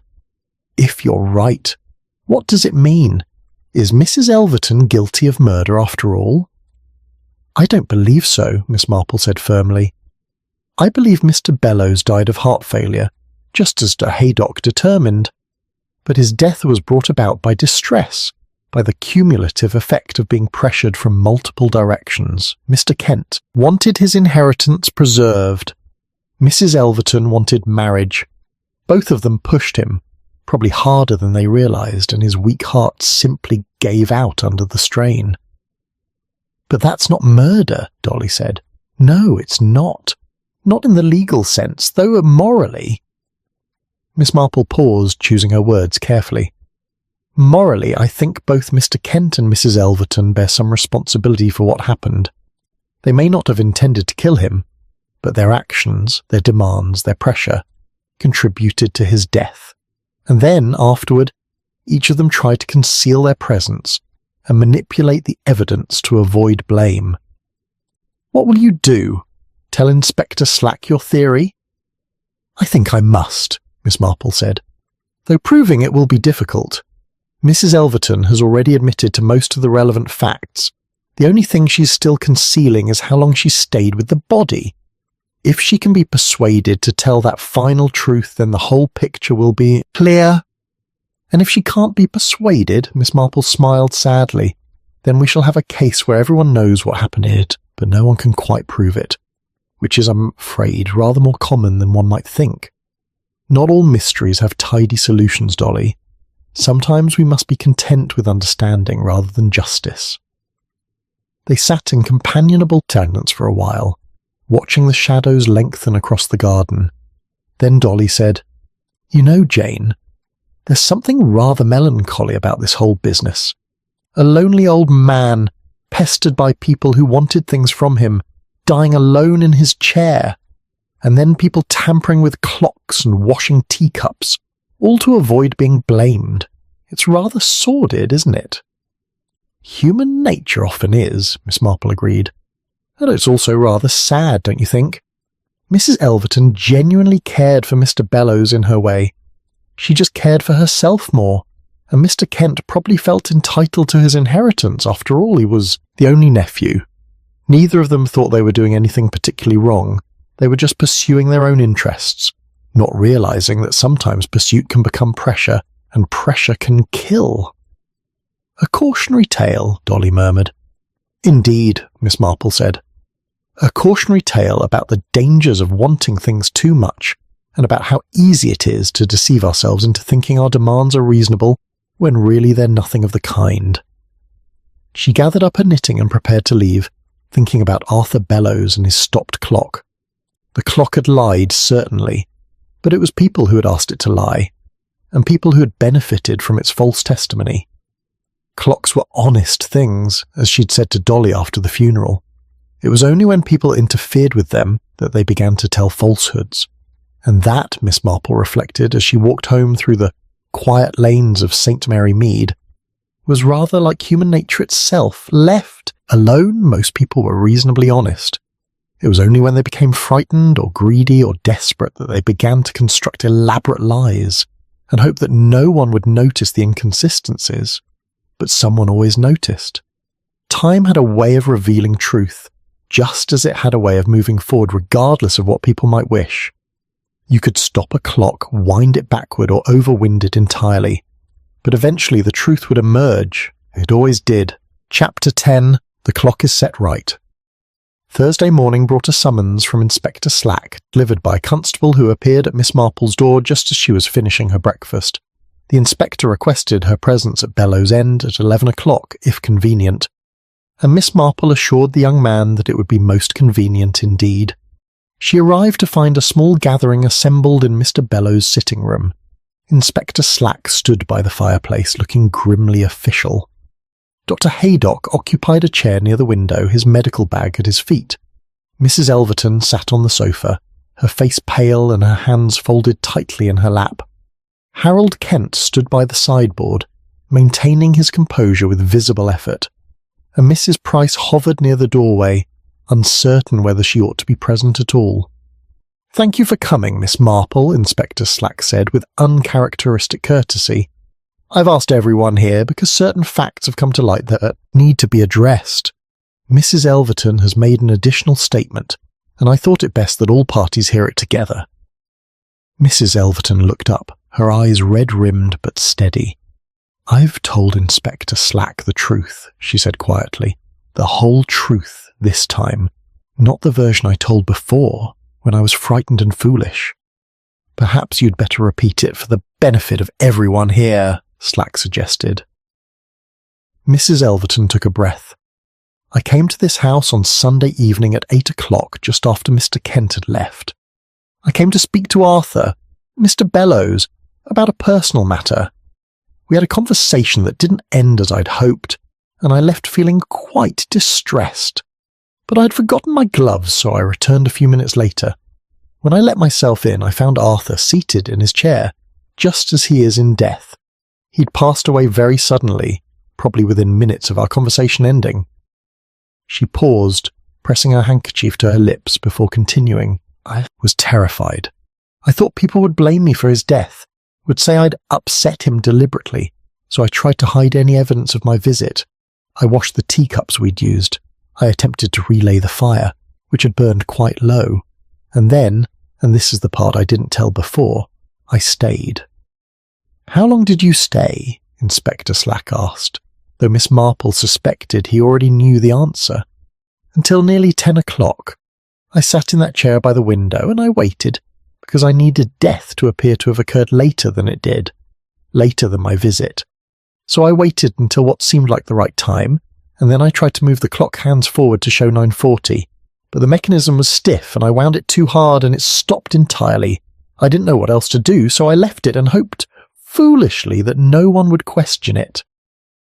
Harold Kent spoke for the first time, his voice tight with controlled anger. "So while I was being suspected of murder, you were sitting here in the dark with my uncle's body, tampering with evidence?" "I wasn't tampering with evidence of murder," Mrs. Elverton said with a flash of spirit. "There was no murder. Arthur died of heart failure, just as Dr. Haydock certified. But I was afraid that people would think I'd caused it deliberately, when I hadn't. I'd only asked him a question that any woman might have asked." "A question that distressed him," Kent said coldly. "As did your demands about his will," Mrs. Elverton shot back. "Don't pretend you're innocent in this, Mr. Kent. You argued with him about money barely an hour before I arrived. You left him agitated and upset. If anyone contributed to his death, we both did." "That's enough," Inspector Slack said sharply. "This isn't about assigning blame for what essentially was a natural death. But it is about understanding what happened that evening and why various parties chose to conceal their actions." He turned to Miss Marple. "Perhaps you'd like to explain your theory about the sequence of events, Miss Marple? You seem to have worked it out rather thoroughly." Miss Marple inclined her head. "I shall try, though I must emphasize that much of what I'm about to say is based on observation and deduction rather than absolute proof. Mr. Kent arrived at Bellows End on Sunday afternoon at 3:30. He and his uncle had tea together, and then sometime around 7 o'clock they began to discuss Mr. Bellows's will. The conversation became heated. Mr. Bellows became distressed and ordered his nephew to leave. Mr. Kent departed around 8 o'clock, leaving his uncle alive but clearly upset. She paused, her fingers moving steadily through her knitting. Shortly thereafter, Mrs. Elverton arrived to speak to Mr. Bellows about a personal matter. Their conversation was brief and painful for both parties. Mrs. Elverton left, distraught, but returned within minutes for her forgotten gloves. She found Mr. Bellows dead in his chair, collapsed from heart failure sometime between 8:15 and 8:30. "That matches the medical evidence," Dr. Haydock confirmed. "Given the state of the body when I examined it Monday morning, death almost certainly occurred between 8 and 9 the Sunday evening, probably closer to 8:30. Miss Marple continued. Mrs. Elverton panicked. She washed the teacups, attempted to relay the fire, and then made the decision to wait until a time when she could create a false timeline. She had told people she might walk past Bellows End around 9:45. If she could make death appear to have occurred at, say, 9:40, she would be safely distant from suspicion. So she waited in the darkened house until nearly 10 o'clock, then attempted to adjust the clock to show 9:40. Unfortunately, in her nervousness, she overwound the mechanism and stopped it completely. And then she left, Inspector Slack added, carefully locking the door behind her and taking the path toward the village, where she was seen by at least 2 witnesses at approximately 10 o'clock. Creating a perfect alibi for a death that had actually occurred over an hour earlier, Dr. Haydock said. Mrs. Elverton was weeping quietly now, but with a certain dignity. "I didn't kill him, you must believe that. I would never have deliberately harmed Arthur. I cared for him deeply." "I believe you," Miss Marple said gently. "I don't think anyone here deliberately killed Mr. Bellows, but I do think his death was hastened by the pressure he was under. Mr. Kent wanted to ensure his inheritance. Mrs. Elverton wanted to secure her future through marriage. Both were, in their own way, making demands on a man whose health was already compromised. The tragedy is not that either of you did anything overtly violent, but that neither of you quite realized how much strain you were placing on him. Harold Kent had the grace to look uncomfortable. I didn't mean to distress him. I was simply trying to understand his intentions regarding the will. I thought I had a right to know. And I only wanted to know where I stood, Mrs. Elverton said. After 3 years of friendship, I thought I deserved honesty. You both deserved honesty, Miss Marple agreed, but Mr. Bellows also deserved peace, and that's what neither of you quite gave him. The notes Mrs. Price found in his law book about undue influence and coercion suggest he felt pressured from multiple directions. It was that pressure, not any single action, that proved fatal. Inspector Slack cleared his throat. From a legal standpoint, there's no crime here. Mr. Bellows died of natural causes. Mrs. Elverton's actions after death, washing the teacups, tampering with the clock, were foolish but not criminal, as she wasn't concealing a murder. Mr. Kent's initial false statements about timing were made from panic rather than guilt. I won't be bringing charges against anyone. But, Mrs. Elverton said, hearing the unspoken qualification, but I want both of you to understand the seriousness of what you've done. You've wasted police time with your lies and concealments. You've caused unnecessary pain to Mrs. Price, who's been wondering whether she missed something that could have saved her employer. And you've dishonoured the memory of a good man by turning his death into a mystery, instead of accepting it for the sad but natural event it was. There was a long silence. Then Harold Kent said quietly, "I'm sorry. I was thinking only of myself and how it would look. I should have told the truth from the beginning." "As should I," Mrs. Elverton whispered. "I'm so very sorry." The gathering dispersed shortly thereafter, each person departing with their own burden of guilt and regret. Miss Marple walked home with Mrs. Price, who seemed both relieved and saddened by the resolution. "So, it was just his heart giving out in the end," Mrs. Price said. "Nothing sinister, nothing that could have been prevented. Just an old man under too much strain." "Yes," Miss Marple agreed. "Though just is perhaps not quite the right word. There's nothing simple about a death caused by the accumulated weight of other people's expectations." That evening Lady Bantry came to call, eager to hear what had transpired at Bellows End. They sat in Miss Marple's garden as the late afternoon sun cast long shadows across the flower beds. "So the clock really did lie," Dolly said when Miss Marple had finished her account. "Or rather, Mrs. Elverton made it lie." "Yes," Miss Marple said. "She asked it to tell a false story, and it obliged, though not quite in the way she'd intended. The overwinding stopped it completely, which made the deception more obvious to anyone who looked carefully. And now everyone knows the truth. Does that make it better or worse, do you think?" Miss Marple considered this, her knitting needles moving in their steady rhythm. "I think it makes it honest, which is perhaps the best we can hope for. Mr. Kent and Mrs. Elverton must live with the knowledge that their actions, however unintentional, contributed to Mr. Bellows' death. That's not a legal punishment, but it's a moral one, and sometimes those are the punishments that matter most." "You're very philosophical about it all." "I've seen a great deal of human nature in my time, Dolly, and what I've learned is that most people don't set out to do harm. They simply pursue their own interests without quite realizing the effect they're having on others. Mr. Kent wanted his inheritance secured. Mrs. Elverton wanted her future settled. Neither thought they were being unreasonable. But from Mr. Bellows' perspective, trapped between competing demands and feeling his independence slipping away, it must have seemed quite overwhelming." "Poor man," Dolly said softly. "Yes," Miss Marple agreed. "Poor man indeed. Though perhaps he is at peace now, which is more than he had in those final days." They sat in comfortable silence as the sun sank lower and the garden filled with the soft sounds of evening, birdsong and the rustle of leaves and the distant chiming of the church clock, marking the hour with perfect mechanical honesty. "Clocks are very honest things, my dear," Miss Marple said at last, echoing words she'd spoken before. "Until people ask them to be otherwise, it is we who persuade ourselves and then wonder why time no longer agrees with us." "And in the end, time always tells the truth," Dolly observed. Yes, Miss Marple said, setting aside her knitting and watching the shadows lengthen across her garden. In the end,